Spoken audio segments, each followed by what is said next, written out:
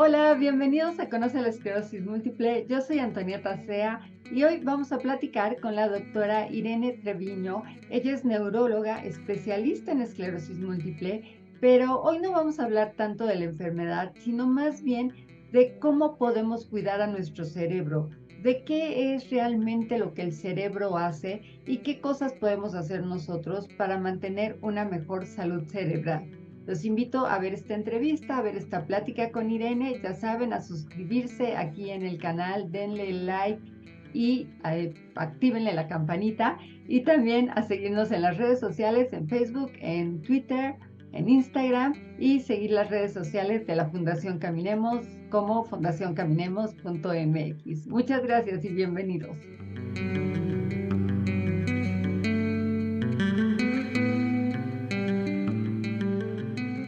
Hola Irene, gracias por estar nuevamente aquí en el canal. Gracias, un placer, como siempre.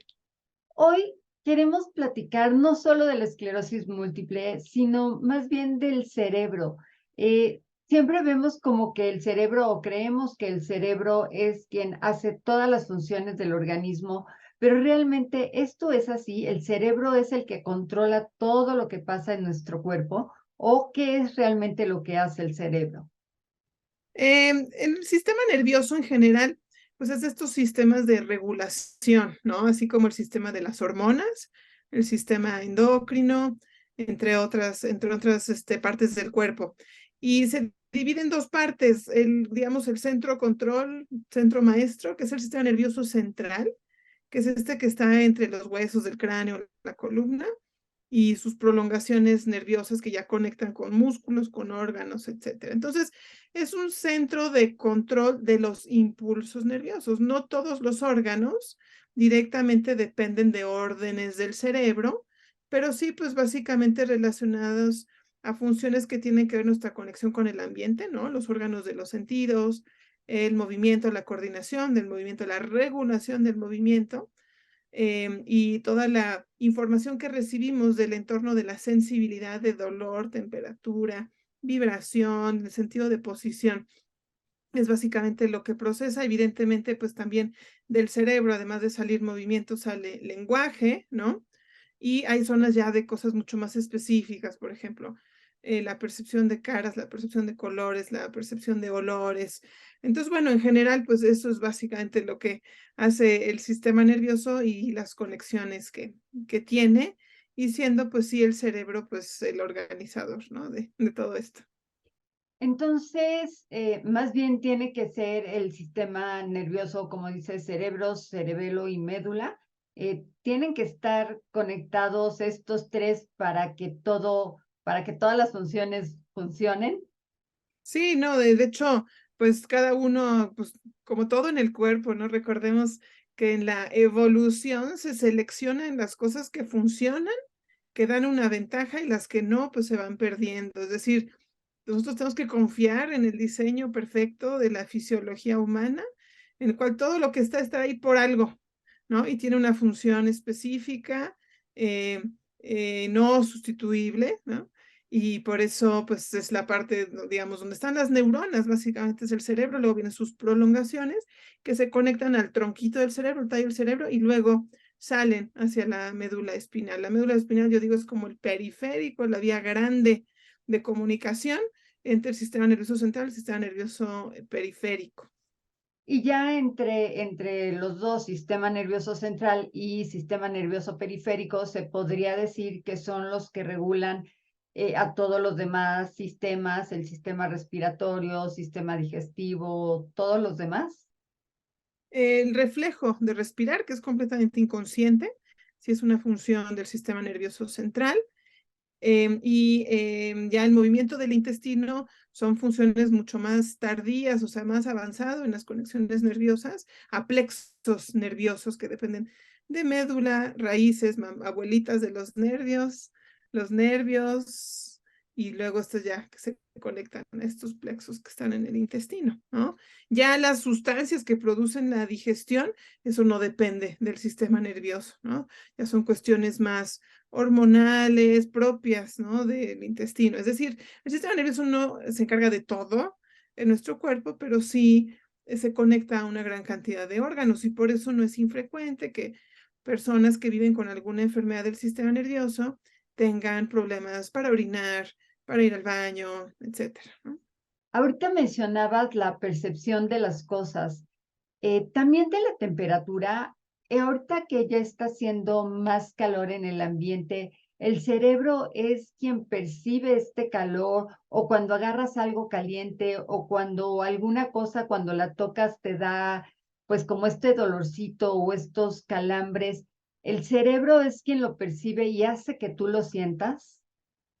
Sí, hay sensores en la piel, básicamente de temperatura, que se conectan a nervios, de que transmiten, son fibras nerviosas específicas para dolor y temperatura. Eso después conecta con la médula espinal y sube al cerebro. Así es. Y con todo esto que nos dices que el cerebro es, pues sí, esta alma maestra que está detrás de todo, ¿cómo podemos cuidarlo o cómo podemos darle lo que necesita para que funcione correctamente? Ya sea que vivas con esclerosis múltiple, con alguna otra enfermedad o que no tengas ninguna enfermedad, ¿cómo puedes cuidarlo? ¿Cómo puedes darle lo que necesita para que funcione bien? El cerebro es un órgano que consume muchísima energía. ¿Y de dónde, recuerden, de dónde viene la energía en nuestro cuerpo? Pues evidentemente de los nutrientes de la alimentación, particularmente el azúcar, la glucosa y del oxígeno, ¿no? El oxígeno que se transporta por la sangre. Es decir, cualquier alteración de la circulación puede impactar en cómo llega la energía al cerebro. Cualquier alteración de la oxigenación va a impactar en el rendimiento que tiene nuestro cerebro y, por supuesto, si hay alteraciones de los niveles de la glucosa, ¿no? El nutriente más utilizado por las células en el cuerpo. Entonces, mantenernos sanos en los sistemas que proveen esos nutrientes a nuestro cerebro es muy importante. De ahí que enfermedades cardiovasculares o cerebrovasculares tengan un impacto profundo en la salud cerebral, particularmente la hipertensión descontrolada, las placas de colesterol, los trastornos de la glucosa, el tabaquismo que se asocia a problemas circulatorios. Esa es una parte importante, por lo cual decimos que es fundamental para una salud cerebral, pues favorecer o buscar o prevenir conductas que nos puedan llevar al desarrollo de enfermedades vasculares, ¿no? Cerebrovasculares, cardiovasculares, que ya pues conocemos esos hábitos que se han recomendado profundamente, pero siempre se han pensado en el contexto de prevención de infartos, o prevención de diabetes, o prevención de hipertensión, también impacta mucho para la salud cerebral. El órgano que más, insisto, más irrigado está, que consume una alta cantidad de energía. Eso es una parte importante. La otra cuestión importante, pues, es ejercitar el cerebro. El cerebro, como ya platicamos en la introducción, tiene una gran cantidad de funciones. Yo siempre hago la analogía, es como un gimnasio, ¿no? Uno no va al gimnasio solamente a mover el bíceps o la pierna izquierda. La idea de si estás entrenando en un gimnasio es aprender, desarrollar, ¿no? Tener un movimiento armónico de los músculos, tener ejercicios para que ciertos músculos estén en la condición óptima, quieras o no hacer volumen o fuerza. El punto es ejercitar los músculos y que estén en la mejor condición posible, ¿no? Espalda, abdomen, piernas, brazos, hombros, lo que sea. Es lo mismo para el cerebro. No solamente estaríamos nosotros pensando, bueno, movimiento, movimiento, movimiento. No, también tengo que entrenar el lenguaje, la memoria. Hay áreas específicas relacionadas a aprendizaje de idiomas, aprendizaje de matemáticas, aprendizaje de cuestiones artísticas, sobre todo musicales. Entonces, favorece mucho a la salud cerebral que se activen la gran mayoría de las zonas cerebrales, que finalmente son neuronas. Ya nos hablabas de todo esto que creo que ya también todos sabemos que daña nuestra salud, no solo la salud del cerebro, el tabaquismo, la inactividad, todas estas cosas. Pero también cada día, Irene, salen nuevas cosas, sale una nueva pastilla, un nuevo suplemento, algo nuevo que te recomiendan, que te dice que eso va a mejorar tu capacidad cerebral. ¿Realmente esto es cierto? ¿Hay algo que funcione? Yo vuelvo, me van a decir que vas disco rayado, vuelvo a esta noción de la fisiología humana. O sea, nuestro cuerpo está diseñado para favorecer que los órganos funcionen como tienen que funcionar. Y nuestra alimentación, lo que los humanos comemos, es suficiente para obtener lo que necesitamos. En ese sentido, un exceso de un nutriente en muy pocas ocasiones realmente da un cambio objetivamente. Cuando se estudian de manera rígida, pero ordenada, organizada, ética, sistemática, el rol de los suplementos alimenticios, realmente muy pocos son los que realmente demuestran un cambio muy significativo. Entonces, en general, pues no hay como tal un suplemento que realmente haya demostrado una superioridad versus pues, favorecer la salud cerebral, ¿no? Lo que pasa es que a veces resulta mucho más fácil tomar una pastilla que hacer todo lo que implica hábitos, conductas, ejercicios para, para mantener el cerebro en las mejores condiciones posibles. O a veces lo queremos sustituir por, por drogas, ¿no? Que pueden ser fármacos, ¿no? Recetados éticamente, medicamentos que existen en el mercado o drogas ilícitas. El ejemplo clásico es el sueño. Nuestro cerebro tiene la capacidad de hacernos dormir, es un circuito cerebral del sueño. A veces es difícil entrar a esos circuitos del sueño cuando estamos teniendo hábitos que interfieren con que nuestro cerebro pueda descansar. Resulta fácil pensar, bueno, pues mejor me tomo una pastilla para dormir. Claro, vamos a dormir, pero en realidad estamos obstaculizando que nuestro cerebro realmente tenga la capacidad de inducir el sueño. Entonces, por eso hay una serie de hábitos, conductas que se llaman higiene de sueño, que nos permitirán, pues, que el cerebro, valga la redundancia, permiten que el cerebro haga su labor de inducir el sueño, permitirnos descansar, que es algo fundamental para la salud cerebral. Ahora hay muchísima investigación de cómo no solamente la memoria se graba, se consolida en el sueño, sino que sistemas relacionados a la eliminación de desechos tóxicos en el cerebro, sobre todo trabajan en la noche, ¿no? Entonces, la gente que no duerme tiene mayor riesgo de tener daño cerebral, neurodegeneración.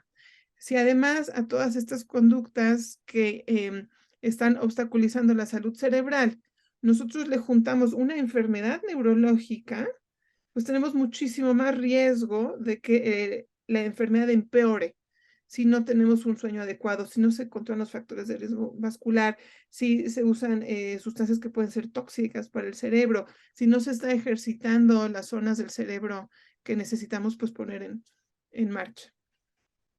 Qué bueno que lo mencionas, porque justo por ahí también iba mi siguiente pregunta. Cuando ya vives con una enfermedad como la esclerosis múltiple, que de alguna manera pues deteriora tu función cognitiva, ¿cómo saber o cómo distinguir si es parte de la edad que ya puedas tener más olvidos porque el cerebro igual está envejeciendo o es porque la enfermedad está avanzando y, te digo, esta parte de deterioro cognitivo pueda estar avanzando? Sí, en realidad el envejecimiento per se no se considera una enfermedad, pero evidentemente conforme más tiempo viven las personas, pues estamos sometidos a mayores injurias, daños del ambiente y a mayor riesgo de desarrollar enfermedades. Como tal, el envejecimiento no se debería de asociar a una pérdida de la memoria, que es lo que clásicamente se le llamaba antes demencia senil. Ahora sabemos que la gran mayoría de las personas que se han clasificado como demencia senil tienen enfermedad de Alzheimer o alguna combinación de Alzheimer con otra enfermedad. Se ha normalizado que los adultos, las personas mayores tengan problemas de memoria, pero no debería de ser así. Es decir, el deterioro cognitivo es altamente prevalente. Lo que es importante saber es que, y lo hemos platicado en otros videos, conforme pasa la edad disminuye la reserva neurológica. Todos perdemos volumen cerebral, como decías, pues es parte del envejecimiento, sobre todo después de los 30 años hay una pérdida de volumen cerebral que debería de no provocarnos problemas en nuestro funcionamiento si tenemos una adecuada prevención con buenos hábitos de salud cerebral. Entonces, conforme avanza la edad y se pierde volumen cerebral, esta reserva neurológica baja, de tal forma que somos más sensibles a los daños del ambiente hacia nuestro cerebro. En esclerosis múltiple lo vemos mucho, personas que desarrollan la enfermedad más jóvenes pueden resistir más el embate de las placas de la esclerosis múltiple versus una persona de mayor edad que una lesión ya nos puede dar un problema que no remite, ¿no? Que no se puede ignorar fácilmente.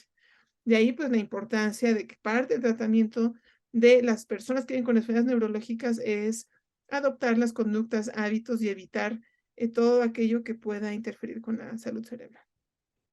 Esta reserva cognitiva de la que hablabas, no sé si esté más ligada únicamente a la parte cognitiva o también se relaciona que muchas veces hay muchas personas con esclerosis múltiple que tienen mucho temblor y también con la edad hay personas que empiezan a tener temblor en manos o temblor en extremidades, que puede ser por falta de fuerza, que también con la esclerosis múltiple pues vas perdiendo fuerza. Entonces, la reserva cognitiva también está ligada a estos otros síntomas como temblor o falta de fuerza.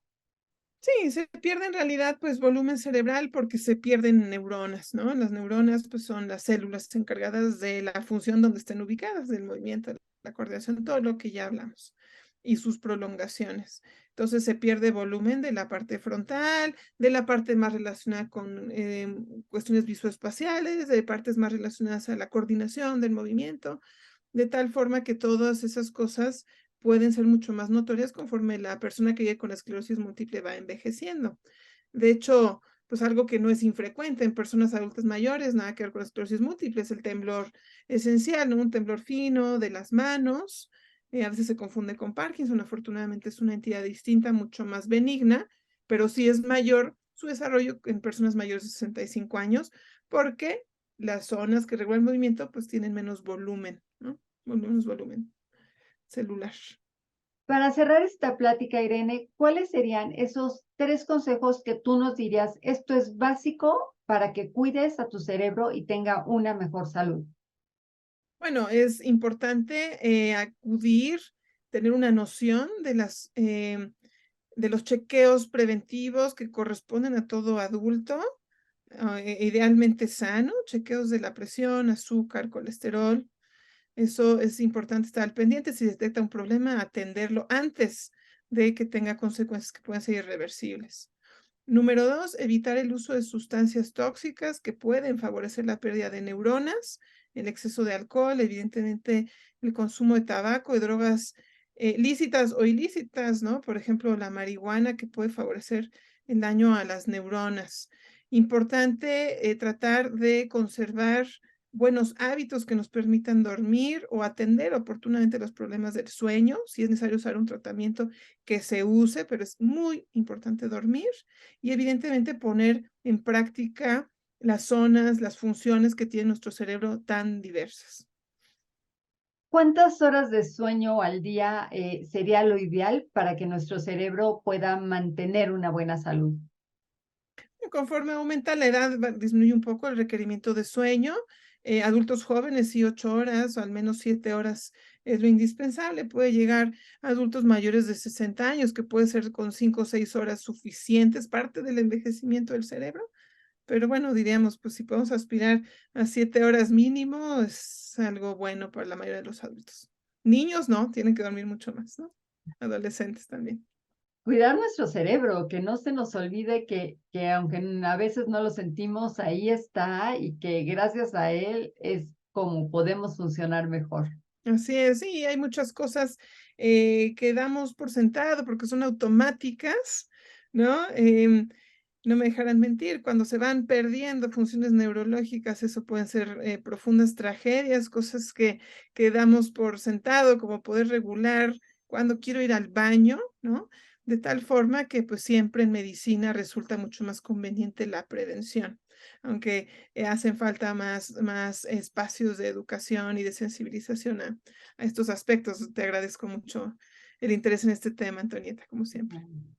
Y estar conscientes que si ya vives con una enfermedad neurológica o del sistema nervioso central, pues hay que darle más apapacho y darle un poquito más de cuidado a nuestro cerebro.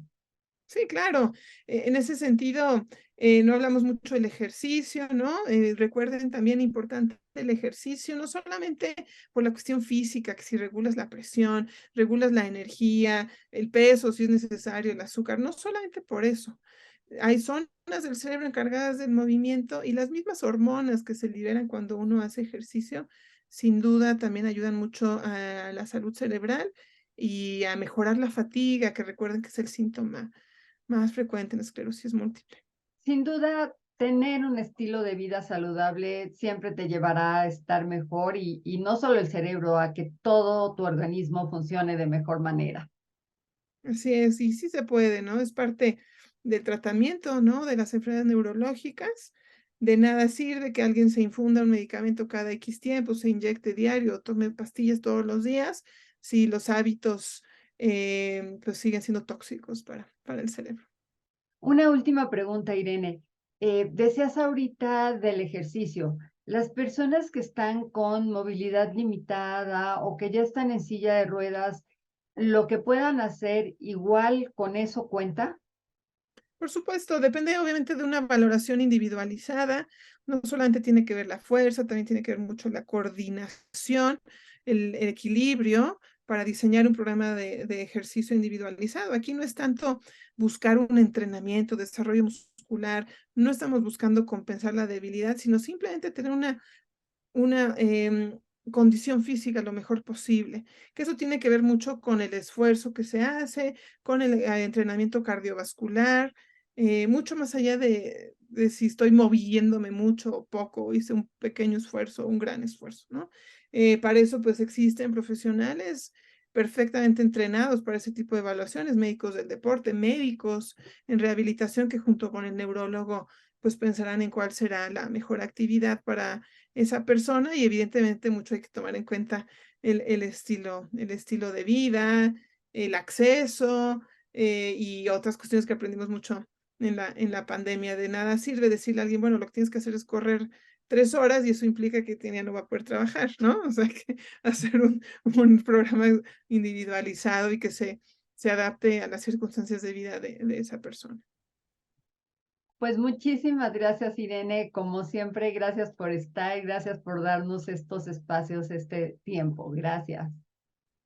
Hombre, a ti un placer y pues estamos aquí atentos de las dudas que salgan y de ahí pues es donde hemos ido pensando en qué otros temas podemos comentar. Muchas gracias, Antonieta, como siempre. Gracias y nos vemos pronto. Bonito día, hasta luego. Luego.